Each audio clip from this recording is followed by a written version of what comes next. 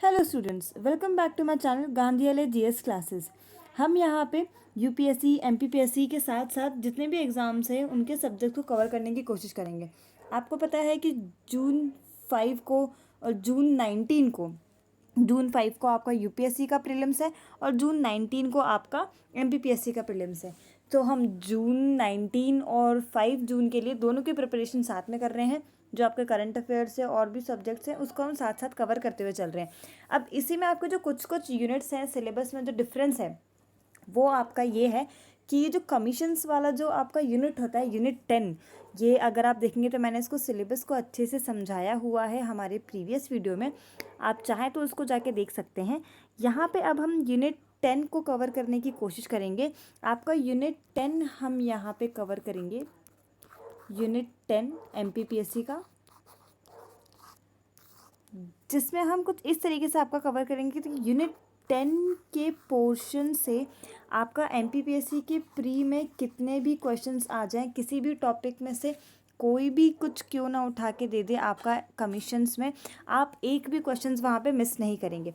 Students, बस आपको यहाँ पे कंटिन्यू इस वीडियो को देखना है। उसके बाद आपके पास जो भी सोर्स है आपको सिर्फ उसको रिवाइज़ करना है। वैसे मैं आपको यहाँ पे गारंटी दूंगी कि मैं आपको इस तरीके से समझाऊंगी और पढ़ाऊंगी कि आपका पूरा का पूरा यहाँ पे कवर हो जाएगा। आपको सिर्फ ये वीडियोस देखने होंगे। उसके बाद अगर आप एग्ज़ाम के 1 या 2 दिन पहले भी इसको रिवाइज़ करेंगे या टेस्ट पेपर्स लगाएंगे, आपका ये पोर्शन बिल्कुल भी मिस नहीं होगा।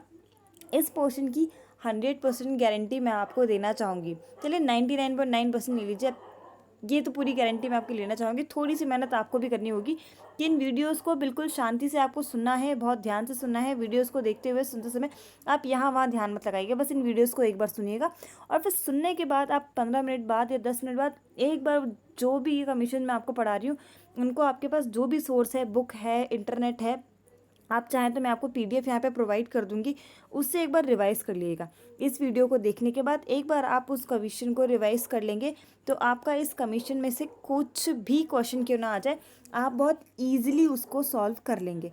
तो स्टूडेंट्स, आप आज हम यहाँ पे यूनिट 10 का फर्स्ट कमीशन जो इलेक्शन कमीशन ऑफ इंडिया है उसको स्टार्ट करेंगे। इलेक्शन कमीशन ऑफ इंडिया में हम क्या क्या पढ़ेंगे, चलिए हम आपको यहाँ पे दिखाते हैं। Election Commission of India, first of all मैं आपको इसके बारे में एक छोटा सा इंट्रोडक्शन देना चाहती हूँ। इलेक्शन कमीशन ऑफ इंडिया हमारे पार्ट 5 में आता है कॉन्स्टिट्यूशन के, और इसमें जो आर्टिकल्स कवर होते हैं वो हमारे 324, आर्टिकल 324 से लेके 329 तक कवर होते हैं। अब अगर ये पार्ट 5 में आता है, इसमें आर्टिकल्स 324 से लेके 329 तक कवर होते हैं, तो आप यहाँ पे बिल्कुल कन्फर्मली देख सकते हैं कि ये जो बॉडी है हमारी इलेक्शन कमीशन ऑफ इंडिया, ये हमारी कॉन्स्टिट्यूशनल बॉडी है। ओके स्टूडेंट्स, क्या हमारे पार्ट 5 में आता है, आर्टिकल्स हमारे 325 से लेके आपके 329 तक आता है, ये हमारी कॉन्स्टिट्यूशनल बॉडी है, कॉन्स्टिट्यूशनल बॉडी है। ये तो हो गया आपका यहाँ पे इसका एक जनरल इंट्रोडक्शन। जैसे कि आप किसी भी एक पर्सन से पूछते हैं आपका नाम क्या है, आप कहाँ रहते हैं और आप किस चीज़ की तैयारी करते हैं। सो इसका नाम है election Commission of India. Part 5 में ये रहता है। आर्टिकल 324 से 329 तक इसका घर है और कॉन्स्टिट्यूशनल बॉडी इसका फुल फैमिली है। अब इस फैमिली के बारे में हम इलेक्शन कमीशन ऑफ इंडिया के बारे में पूरी जानकारी पढ़ेंगे। अब जानकारी में डिटेल में हम देखते हैं कि इसमें क्या क्या चीज़ें पूरी बताई गई हैं बैकग्राउंड में। इसको मैं आपका बिना देरी करते हुए स्टार्ट करती हूँ। फर्स्ट ऑफ ऑल हम यहाँ पे देखेंगे इसके बैकग्राउंड के बारे में। हम यहाँ पे इनके बैकग्राउंड के बारे में देखेंगे कि कब इसकी नीड हुई, सबसे पहले इसको किस तरीके से इंट्रोड्यूस किया गया। बैकग्राउंड के बाद हम इसका स्ट्रक्चर ऑफ कमीशन देखेंगे। बैकग्राउंड के बाद हम स्ट्रक्चर देखेंगे। स्ट्रक्चर के बाद हम यहाँ पे इलेक्शन कमीशन की जो प्रोसीड्यूर है, आपका टेन्योर क्या है, स्ट्रक्चर में आपका आ जाएगा टेन्योर क्या है, कब से कब तक इसको मतलब कितने ईयर से लेके कितने ईयर तक आप इसमें एलिजिबल हैं कि आप इनकी बॉडी में रह सकते हैं। उसके बाद फिर हम देखेंगे कि इसका रिमूवल का क्या क्या प्रोसेस है, रिमूवल का प्रोसेस देखेंगे। रिमूवल के प्रोसेस के बाद इनके जितने भी एडमिनिस्ट्रेटिव फंक्शंस हैं हम उनको देखेंगे, पावर्स जिसे हम कहते हैं, पावर्स एंड फंक्शंस के बारे में हम देखेंगे। पावर्स एंड फंक्शंस के बाद हम देखेंगे कि इस जो हमारी ये बॉडी है, पावर्स एंड फंक्शंस जितने भी आपके पावर्स वगैरह वो हम देखेंगे, ये हमारी इंडिपेंडेंट बॉडी है या फिर ऑटोनॉमस बॉडी है या फिर किस तरीके की बॉडी है, ये काम किस तरीके से करती है।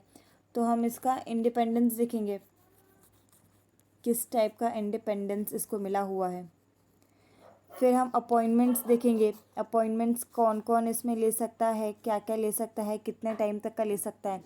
फिर अपॉइंटमेंट्स से में भी आपका यहाँ पे 5 पॉइंट्स आते हैं, 5 पार्ट आते हैं जिसको हम डिटेल में कवर करेंगे। और इसके बाद हम इसके कुछ इनिशिएटिव्स देखेंगे, कुछ इनिशिएटिव्स देखेंगे जो हमारे इलेक्शन कमीशन ऑफ इंडिया ने हमारे इंडियन सिटीजन्स के लिए निकाले हुए हैं ताकि हमें उससे प्रॉफिट मिल सके। फिर इसके बारे में हम कुछ इम्पॉर्टेंट फैक्ट्स देखेंगे। फैक्ट्स देखने के बाद हम जो प्रेजेंट में इनके चेयरमैन, सेक्रेटरी और मेंबर्स हैं उनके बारे में देखेंगे। सो स्टूडेंट्स, आपको यहाँ पे क्लियर हो गया है। हम यहाँ पे इलेक्शन कमीशन ऑफ इंडिया को पढ़ना स्टार्ट कर रहे हैं और इलेक्शन कमीशन ऑफ इंडिया में हम क्या क्या पढ़ेंगे मैंने आपको यहाँ पे एक शॉर्ट में, जैसे आप कह सकते हैं, आपको यहाँ बता दिया है। इलेक्शन कमीशन को हम यहाँ पढ़ेंगे, पार्ट 5 में आता है कि इनके बैकग्राउंड के बारे में देखेंगे, स्ट्रक्चर के बारे में देखेंगे, इनके removal, powers, functions, independence, appointments, initiatives देखेंगे, इलेक्शन कमीशन ने क्या क्या की हुई है, इनके कुछ फैक्ट्स देखेंगे। फिर प्रेजेंट में इनके कौन कौन मेंबर्स हैं उनके बारे में देखेंगे और फिर यहाँ पे हमारा इलेक्शन कमीशन कंप्लीट हो जाएगा। फर्स्ट ऑफ ऑल स्टूडेंट्स, मैं आपको एक चीज़ नोटिस करवाना चाहूँगी कि मैं यहाँ पे आपको इलेक्शन कमीशन पढ़ा तो रही हूँ, उसके साथ साथ मैं आपको कुछ इस तरीके से बताऊँगी, हम ज़्यादा डिटेल में नहीं जाएंगे। हमें इलेक्शन कमीशन के पूरे एक्ट या फिर गवर्नमेंट के द्वारा जो पूरा गैजेट निकला हुआ है उनके बारे में नहीं पढ़ना है कि कौन से सेक्शन में डिटेल में आप पूरा घुस गए हैं कि क्या है, डेफिनेशन क्या है, उन सबको नहीं देखना है। हमें ओवरऑल सिर्फ जनरल स्टडी करते हुए इलेक्शन कमीशन या फिर जितने भी कमीशन, स्टैट्यूटरी बॉडीज़ हम आगे पढ़ेंगे, अभी मैं आपको फर्स्ट वीडियो में बता दूं कि हम उसको जनरल स्टडीज़ के, जनरल इन्फॉर्मेशन के पर्पज़ से पढ़ेंगे और बिल्कुल उसी तरह पढ़ेंगे जिस तरीके से हमारा एग्ज़ाम क्लियर हो जाए। हमें इसमें पीएचडी नहीं करनी है जैसे कि आपको सारे एग्ज़ाम्स में बताया जाता है। तो हम यहाँ पे इलेक्शन कमीशन को कंटिन्यू करते हैं, उसके बारे में डिटेल स्टडी करते हैं और उसको फटाफट कंप्लीट करने की कोशिश करते हैं। So Election commission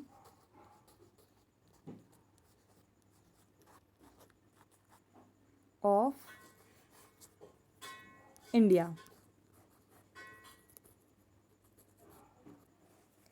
The Election Commission of India is an autonomous body. Election Commission of India जो है वो हमारी ऑटोनॉमस बॉडी है। फर्स्ट ऑफ ऑल ये हमारी ऑटोनॉमस बॉडी है और ये कॉन्स्टिट्यूशनल अथॉरिटी की रिस्पॉन्सिबिलिटी है। Constitutional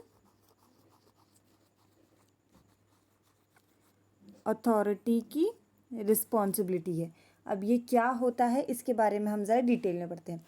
the body administers election, ये जो इलेक्शन है वो किस किस के इलेक्शन करवाती है, ये हमारे इलेक्शन करवाती है लोकसभा के, राज्यसभा के, स्टेट लेजिस्लेटिव असेंबली के और ऑफिसेस ऑफ प्रेसिडेंट, प्रेसिडेंट के और वाइस प्रेसिडेंट के। सो इलेक्शन कमीशन ऑफ इंडिया हमारे Lok Sabha, Rajya Sabha, state legislative assembly, office of president और वाइस प्रेसिडेंट के इलेक्शंस यहाँ पे कंडक्ट करवाती है।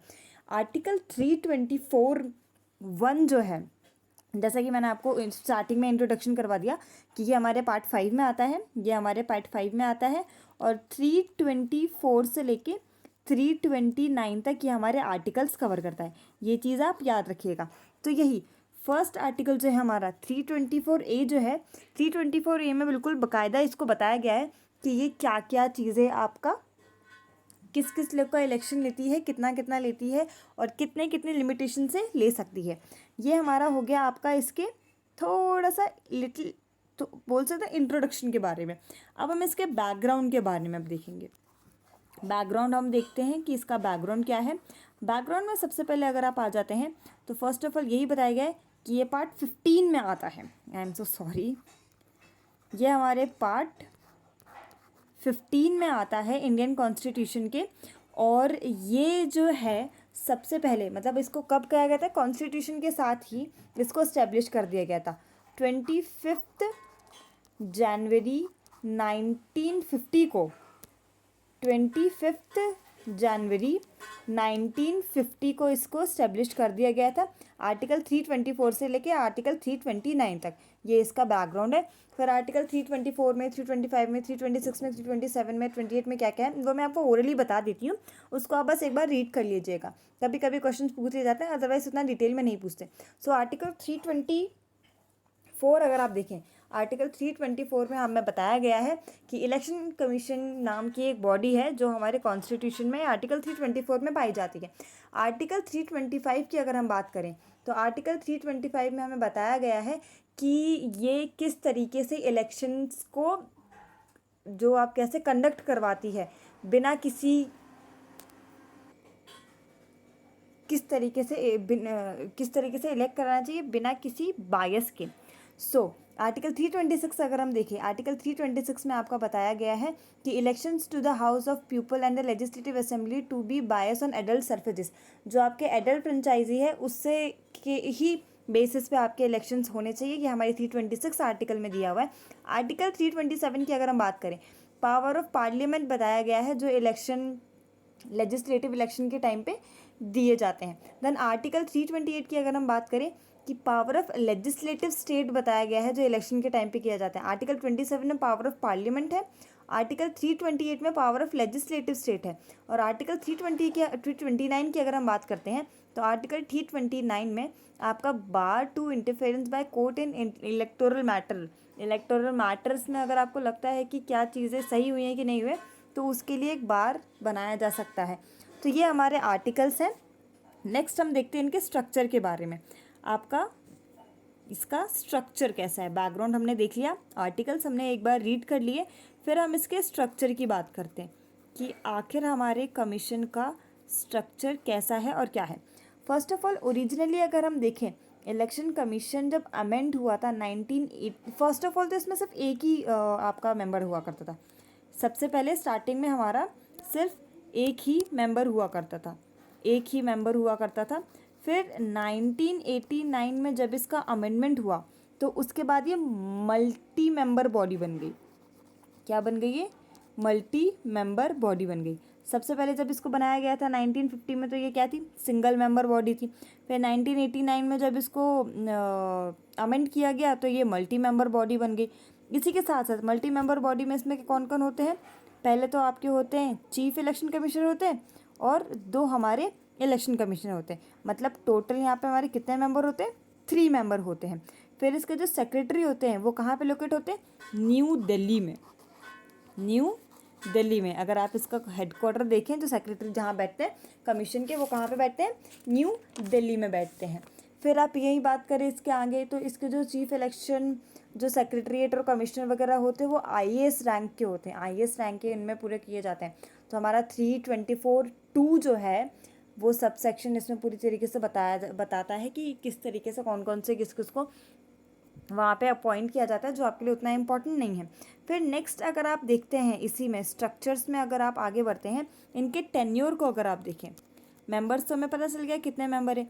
टेन्योर इनका कितना रहता है? टेन्योर इनका होता है 6 ईयर्स का। या तो 6 ईयर्स होता है या तो 65 ईयर्स होता है, जो भी पहले आ जाए। अगर आप 65 ईयर्स के हो गए तो पहले आपका टेन्योर खत्म हो जाएगा, या फिर आप 6 ईयर्स आपका अगर कंप्लीट हो जाता है तो आपका टेन्योर यहाँ पे कंप्लीट हो जाएगा। तो ये रहा आपका स्ट्रक्चर।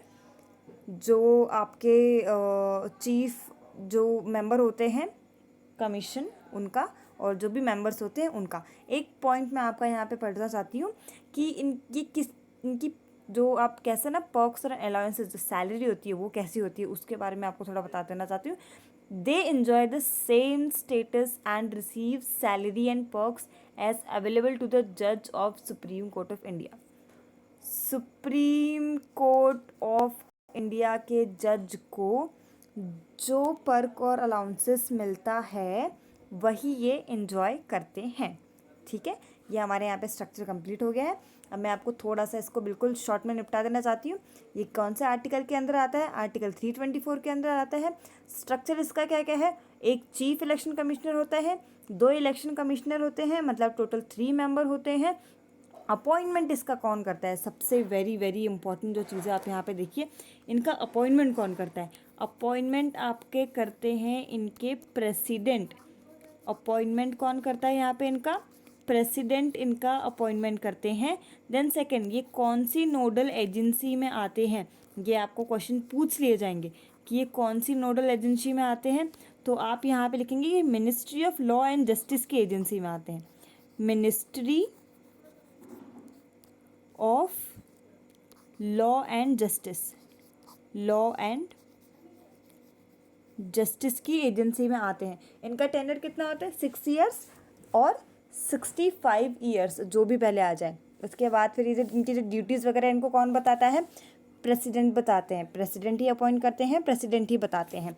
तो ये हमारा स्ट्रक्चर हो गया। बैकग्राउंड पढ़ लिया हमने, स्ट्रक्चर पढ़ लिया, थोड़ा इंट्रोडक्शन देख लिया। अब हम आ जाते हैं इनके रिमूवल प्रोसेस पे। इनका जो रिमूवल प्रोसेस है वो कैसा होता है? रिमूवल प्रोसेस की अगर हम बात करें तो सेम जजेस ऑफ सुप्रीम कोर्ट का जैसे होता है ना, सेम इनका भी वैसे ही होता है। आपका ऑडिटर जनरल वगैरह यहाँ पे उनकी पूरी ऑडिट करके चीज़ें यहाँ पे जो भी आपका मिसबिहेवियर है इनकैपेसिटी पे अगर हो तो इनको वहाँ पे इनको निकाला जाता है। 50% वोटिंग होती है, 2/3 मेंबर्स प्रेजेंट होंगे। उसके बाद फिर इनका इम्पीचमेंट होता है, इनको निकाला नहीं जाता है। आपके जैसे जजेस हो गए, CAG हो गए, CEG हो गए, उनके ही टाइप का इनका इम्पीचमेंट होता है। 2/3 मेंबर्स इनका करते हैं। क्या क्या करते हैं? 2/3 मेंबर्स प्रेजेंट होने चाहिए और 50% वोटिंग इनके अगेंस्ट में होनी चाहिए कि हाँ भैया इन्होंने गलत किया है, इन्होंने जो जो चीज़ें करी हैं, जो यहाँ पे मिसबिहेवियर और इनकैपेसिटी देखी जा रही है वो प्रूफ हो चुकी है, तो ऐसे इनका रिमूवल यहाँ पे हो जाता है। इट मीन्स इम्पीचमेंट हो जाता है। उसके बाद अगर हम इनके पावर्स और फंक्शंस की बात करें, अगर हम इनके पावर्स एंड फंक्शंस की अगर हम यहीं पे बात करते हैं, पावर्स और फंक्शंस अगर हम देखें तो पावर और फंक्शंस यहाँ पे 3 टाइप के हैं। कितने टाइप के हैं? 3 टाइप के पावर्स एंड फंक्शंस है। पहला तो आपका एडमिनिस्ट्रेटिव है,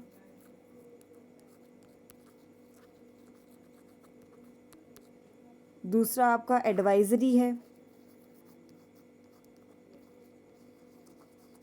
और तीसरा लास्ट है आपका क्वासी जुडिशियल।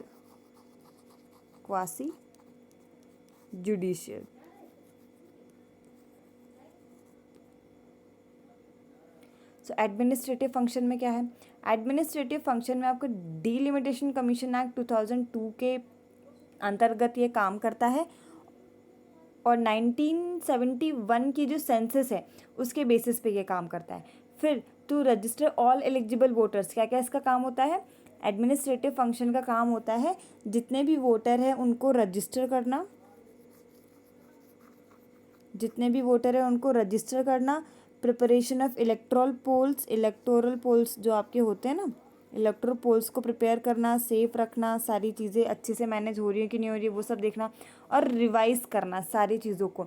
आप बोलते हैं ना कि हाँ आप देखते हैं इस घर में से कितने वोट आ रहे हैं, इस घर में से कितने वोट आ रहे हैं, कौन आपका एडल्ट फ्रेंचाइजी के अंडर आ रहा है बच्चा, कौन नहीं आ रहा है, इन सबको पीरियडिकली रिवाइज करना, ये एडमिनिस्ट्रेटिव फंक्शन में यहाँ पे काम आता है। उसके बाद फिर एडमिनिस्ट्रेटिव फंक्शंस में अगर हम देखें तो पार्टीज़ को सिंबल प्रोवाइड करवाना वो एडमिनिस्ट्रेटिव फंक्शन में आता है। उसके बाद फिर पार्टीज़ को नेशनल है, स्टेट है या फिर सेंट्रल है, ये सारी चीज़ें प्रोवाइड करना भी इन्हीं का काम होता है। ओवरऑल जितना भी मैनेजमेंट होता है ना आपका एडमिनिस्ट्रेटिव बेसिस पे, ये सारी चीज़ें यही लोग देखते हैं। उसके बाद फिर जो भी कोड ऑफ कंडक्ट वगैरह होता है वो सारा सब एडमिनिस्ट्रेटिव फंक्शन के अंदर ही आता है। फिर हम एडवाइजरी फंक्शन की अगर बात करें, एडवाइजरी फंक्शन जो है ये आपका अगर सेंट्रल लेवल पे है तो प्रेसिडेंट को, और अगर स्टेट लेवल पे है तो गवर्नर को आपको एडवाइस कर सकते हैं कि कौन सी पार्टी आपका डिस्क्वालीफाई हो सकती है, किस पार्टी को सिंबल नहीं देना है, या फिर जो भी चीज़ें हैं ये सारा सब कुछ ये करती है। और साल में एक बार इनको अपना जो जितनी भी चीज़ें इन्होंने कलेक्ट की होती हैं वो सारी चीज़ें आपको प्रेसिडेंट के सामने पेश करनी होती है। उसके बाद फिर इनके जो भी ओपिनियन वगैरह हैं वो अपने प्रेसिडेंट को और गवर्नर को शेयर करते हैं। सेंट्रल लेवल पे है तो प्रेसिडेंट को, और अगर स्टेट लेवल पे है तो गवर्नर को शेयर करते हैं। ये इनके एडवाइजरी फंक्शन है। फिर हम अगर क्वासी जुडिशियल की बात करें तो क्वासी जुडिशियल में जो आता था granting of recognisation of political parties, political parties का ग्रांट करना कि भैया तुम नेशनल पार्टी हो, स्टेट पार्टी हो, वो सब बताना, उनको सिम्बॉल्स प्रोवाइड करना, ये सारी सिम्बॉल्स सारी पार्टीज़ को अलॉटमेंट करना, ये सारा आपका क्वासी जुडिशियल फंक्शन में ही आ जाता है। तो ये रहे हमारे फंक्शंस और पावर्स इलेक्शन कमीशन के। उसके बाद फिर हम आगे देखते हैं इनकी इंडिपेंडेंस ऑफ इलेक्शंस। अब इनकी इंडिपेंडेंसी किस तरीके से शो होती है, इंडिपेंडेंसी है भी कि नहीं है, चलिए इसको आगे देखते हैं। सो इंडिपेंडेंस पे अगर हम बात करते हैं, आर्टिकल 324(5) इनका secure of tenure, secure of tenure अगर आप देखें तो इनका टेन्योर बहुत सिक्योर है। प्रेसिडेंट इनको अपॉइंट करते हैं, ड्यूटीज़ सारी प्रेसिडेंट बताते हैं। 6 ईयर्स का कंफर्म है, और अगर 65 ईयर्स है तो कंफर्म, ये आपका सिक्योर वाला बिल्कुल हो जाता है, कोई इनको निकाल नहीं सकता। इनके पर्क्स और अलाउंसेस जो होते हैं वो सुप्रीम कोर्ट की तरह होते हैं, वो कोई भी पार्लियामेंट के बीच में उनको वो नहीं कर सकता कि भैया अब कमीशंस बदल रही हैं तो आपके पेमेंट्स भी कम या फिर ज़्यादा हो जाएंगे, वो इनकी बिल्कुल भी नहीं होती है। फिर सेकंड मेन इंपॉर्टेंट चीज़ आप देखें, इनका जो क्वालिफ़िकेशन है, इनका जो क्वालिफ़िकेशन है वो बिल्कुल कंफर्म नहीं है कौन होगा कौन नहीं होगा, सिर्फ बताया गया है कि कितना टेन्योर रहेगा और किस टाइप से इनको सारी चीज़ें मिलेंगी। तो ये भी एक इनका हो गया, ठीक है भैया। तो ये छोटी मोटी चीज़ें हैं जो इनके इंडिपेंडेंसी को शो करते हैं। उसके बाद नेक्स्ट अगर हम देखते हैं तो officers appointed by election Commission of India. अब कौन कौन से ऑफिसर्स हैं जो इलेक्शन कमीशन के द्वारा अपॉइंट किए जाते हैं उनकी हेल्प करने के लिए? Officers appointed by election Commission of India. सबसे पहले तो आपका आ जाता है चीफ इलेक्टोरल ऑफिस, मतलब आपके 5 ऑफिसर्स होते हैं जो अपॉइंट होते हैं, ठीक है। पहला आपका हो जाता है चीफ इलेक्टोरल ऑफिसर, फर्स्ट आपका होता है चीफ इलेक्टोरल ऑफिसर।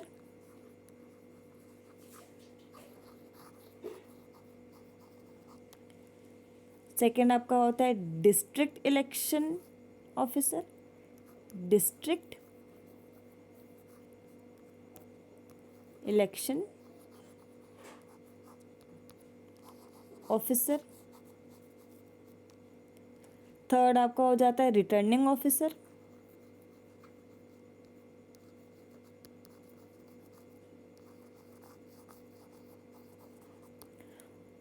फोर्थ आप देखें, फोर्थ आपका हो जाता है electoral registration officer, electoral registration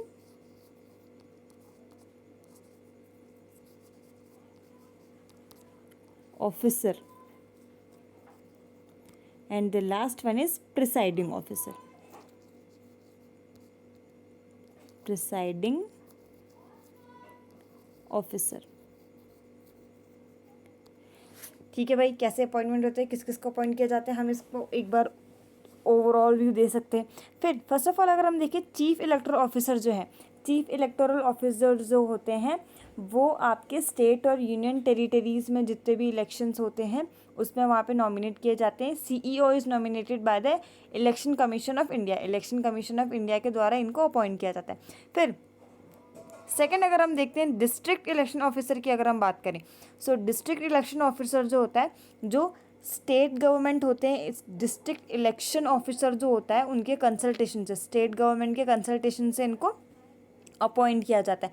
फिर रिटर्निंग ऑफिसर जो होते हैं, रिटर्निंग ऑफिसर जो होते हैं वो रिस्पॉन्सिबल होते हैं इलेक्शन कंडक्ट कराने के लिए पार्लियामेंट में, और जितनी भी असेंबली कॉन्स्टिट्यूएंसीज़ जो होते हैं ना, असेंबली कॉन्स्टिट्यूएंसीज़ जो होते हैं उसमें आपका इलेक्शन कराने के लिए वो अपॉइंट किए जाते हैं। फिर अगर आप इलेक्टोरल रजिस्ट्रेशन ऑफिसर की बात करें, सो इलेक्टोरल रजिस्ट्रेशन ऑफिसर जो होते हैं वो आपके जो स्टेट हैं, डिस्ट्रिक्ट हैं, उसमें जो आपके आईएएस ऑफिसर्स होते हैं ना, वही उनको बनाया जाता है। देन प्रिसाइडिंग ऑफिसर्स की अगर हम बात करें, सो प्रिसाइडिंग ऑफिसर्स जो होते हैं वो डिस्ट्रिक्ट लेवल पे बनाए जाते हैं, और डिस्ट्रिक्ट लेवल पे जो आपके डीएम होते हैं, डिस्ट्रिक्ट मजिस्ट्रेट जो होते हैं, उन्हीं को यहाँ पे बनाया जाता है। सो ये 5 आपके ऑफिसर्स हैं जो यहाँ पे अपॉइंट किए जाते हैं, और किन किन को अपॉइंट किया जाता है वो हमने यहाँ पे देख लिया है। तो स्टूडेंट्स, यहीं आपका इलेक्शन कमीशन ख़त्म हो जाता है। इलेक्शन कमीशन पे मैं आपको एक बार फिर से यहाँ पे रिवाइज कर देना चाहती हूँ कि हमने क्या क्या पढ़ा। इलेक्शन कमीशंस पे यहाँ पे हमने सारी चीज़ें रिवाइज कर ली। पार्ट 15 में आता है, आर्टिकल 324 से लेकर 329 में आता है। ऑटोनॉमस कॉन्स्टिट्यूशनल बॉडी है, बैकग्राउंड है आपको 25 जनवरी 1950 को इसको इस्टेब्लिश किया गया। स्टार्टिंग में इसके 1 मेंबर बॉडी हुआ करती थी, बट अमेंडमेंट 1989 में जब इसका अमेंडमेंट हुआ तो ये मल्टी मेंबर बॉडी हो गई। इसके जो सेक्रेटरी होते हैं वो न्यू दिल्ली में होते हैं। इसके हम सारे आर्टिकल्स देखे क्या होता है क्या क्या नहीं होता, सारे सेक्शन हमने निपटा दिए आर्टिकल्स। उसके बाद इसका एस्टेब्लिशमेंट हुआ 324 आर्टिकल के थ्रू। स्ट्रक्चर्स में हमने देख लिया, 1 चीफ इलेक्शन कमीशन होता है, 2 इलेक्शन कमीशन होते हैं, मतलब टोटल 3 मेंबर बॉडी होती है। नोडल एजेंसी आपकी ministry of law and justice होती है। अपॉइंटमेंट आपके प्रेसिडेंट के द्वारा किया जाता है। टेन्योर आपका 6 और 65 ईयर्स जो भी पहले आ जाए वो हो जाता है। ड्यूटीज़ और जो भी चीज़ें सारी होती है वो प्रेसिडेंट के द्वारा दी जाती है। रिमूवल का हमने बता दिया है कि सुप्रीम कोर्ट के जज का जैसे रिमूवल होता है बिल्कुल वैसे इनका इम्पीचमेंट किया जाता है। 2/3 मेंबर्स प्रेजेंट होने चाहिए और 50% वोट जो है इनके अगेंस्ट में जाना चाहिए, तभी इनका रिमूवल होगा। पावर्स एंड फंक्शंस में हमने देखा कि इनके एडमिनिस्ट्रेटिव, एडवाइजरी और क्वासी जुडिशियल पावर्स जो है वो क्या क्या थी, उनको हमने सारा यहाँ पे रीड किया। उसके बाद फिर हमने यहाँ पे इनकी इंडिपेंडेंसी देखी कि इनको सिक्योरिटी ऑफ टेन्योर होता है, इनकी जितनी भी चीज़ें होती है वो प्रेसिडेंट डिसाइड करता है। फिर इनकी क्वालिफिकेशन डिसाइड नहीं है। उसके बाद फिर लास्ट इनके जो अपॉइंटमेंट्स है वो इनको क्लियर नहीं किया गया है कि कौन कौन अपॉइंट होते हैं, कौन नहीं अपॉइंट होते हैं, तो ये इनकी इंडिपेंडेंसी में आ जाती है। उसके बाद फिर जो ऑफिसर्स हैं वो कौन कौन यहाँ पे होते हैं वो हमने लास्ट में देखा। तो इसी के बेसिस पे हमारा इलेक्शन कमीशन ऑफ इंडिया यहाँ पे कंप्लीट हो जाता है। इलेक्शन कमीशन ऑफ इंडिया ने हमारी कुछ कुछ चीज़ें निकाली हैं, जैसे लाइक आप वो करंट अफेयर्स में देखते रहते होंगे, जैसे like political parties registration tracking management system इन्होंने निकाला हुआ है। उसके बाद फिर आपकी ईवीएम मशीन जो है वो यहाँ पे न्यू आई है। फिर आप देख सकते हैं फेशियल रिकॉग्नाइजेशन वोटर वेरिफिकेशन है वो भी यहाँ पे निकाला हुआ है। ये सब आपको जब मैं पीडीएफ प्रोवाइड करूँगी तो वो उसमें आप एक एक बार उसको रीड कर लीजिएगा। सो स्टूडेंट्स, ये हमारा पूरा जो चीफ इलेक्शन कमीशन था वो हमने यहाँ पे कवर कर लिया है। प्रेजेंट में हमारे चीफ इलेक्शन कमीशनर कौन है वो सब आप मुझे कमेंट में बताइएगा, कौन है कौन नहीं है, बाकी मैं डिस्क्रिप्शन में डाल दूँगी। और ये हमारा यहाँ पे कंप्लीट हो चुका है। कुछ फैक्ट्स हैं जो आपको यहाँ पे देखना चाहिए, कुछ फैक्ट्स हैं जो यहाँ पे मैं आपको बता देती हूँ। लास्ट 1-2 मिनट लूँगी, ज़्यादा नहीं लूँगी। इंपॉर्टेंट फैक्ट्स आपको बता देती हूँ, फैक्ट्स आपको इलेक्शन कमीशन के लिए बता देती हूँ। तो फर्स्ट ऑफ ऑल है नेशनल वोटर्स डे। 25 जनवरी को हमारा नेशनल वोटर्स डे मनाया जाता है। नेशनल वोटर्स डे मनाया जाता है। उसके बाद फिर अकॉर्डिंग टू 61st अमेंडमेंट 1988 हमारे वोटिंग का जो एज है, 61st अमेंडमेंट जो हमारा हुआ था, 61st अमेंडमेंट 1988 का जो हुआ था उसमें हमारी 21 से 18 ईयर्स रिड्यूस कर दी गई है वोटिंग एज। और वीवीपीएटी जो होता है voter verified paper audit trial, इसके बारे में भी हमने देख लिया है क्या है क्या नहीं है। So here is all information about election Commission of India. और आपको अगर अच्छा लगा हो तो इसको लाइक ज़रूर करिएगा, चैनल को सब्सक्राइब करना मत भूलिएगा, और अगर आपको लगता है कि आपके फ्रेंड्स के काम आ सकता है तो प्लीज़ इसको शेयर करना मत भूलिएगा। Thank you and have a nice day.